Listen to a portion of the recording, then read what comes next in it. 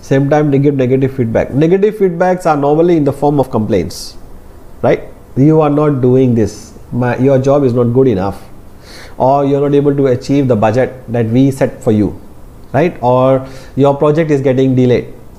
That is a negative feedback, right? So you are actually targeting the person. So how we give negative feedbacks? Do you call them in your office and tell them? Normally send an email that what is the situation. That is a part of very normal communication. So let's look at how we give negative feedbacks. So when you are giving the positive feedbacks is normally easy, right? Praising somebody is okay lah, you look very beautiful today. Easy, right? Yeah. But if I have to say you don't look beautiful, then how would I say? I have to be careful, eh? First I have to distance, otherwise you will hit me, right? So I have to be careful on how I give the negative feedback to you, right? Because it's uncomfortable and it leads to conflicts. Actually, giving negative feedbacks is the reason why the conflicts happen, right? So how we do that? Same, practice the positive intent. Do it positive manner. So instead of saying you are not doing this, say we are not able to achieve our objective, or here is what I think we should be doing, correct? So instead of examine the reasons for criticism and make sure you give the best interest of the other person. So instead of saying your performance is not good enough, you need to understand what is the reason first, and then you give suggestions.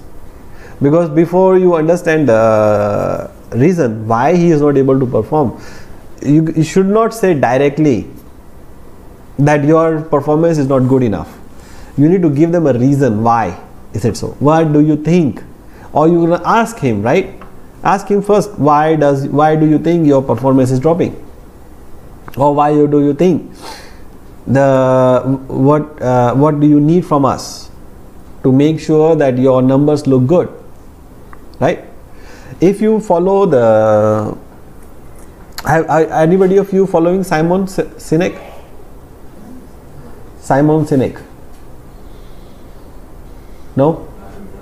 Okay. He is a leadership guru. Actually, he coach leaders.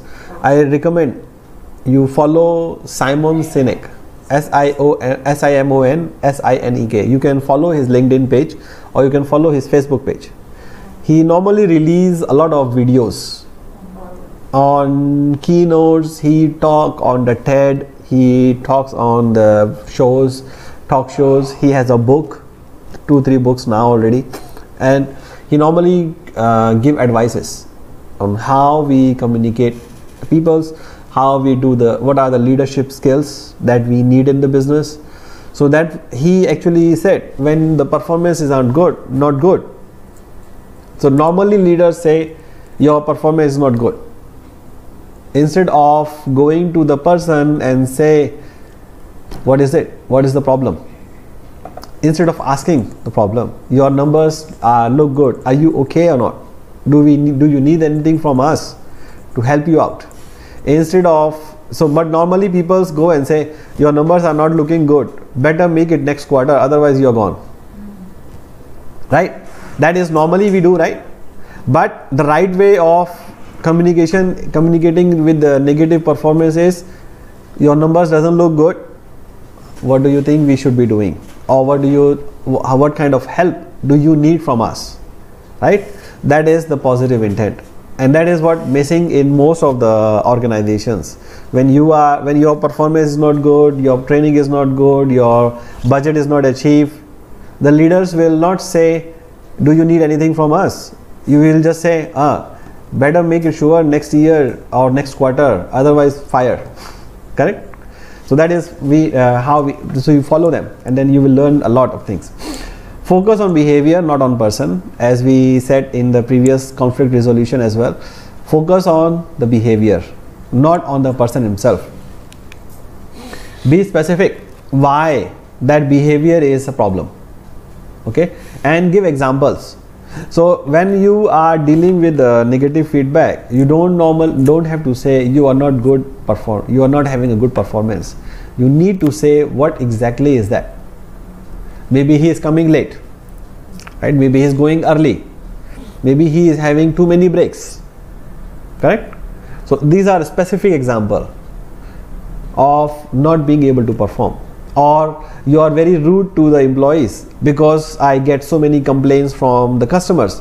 Here are the proof, right? Maybe people are writing about him, maybe employees are writing about him. So these are specific instances which you need to be able to provide to the person who you are giving the negative feedback. Otherwise he will ask you back why, correct?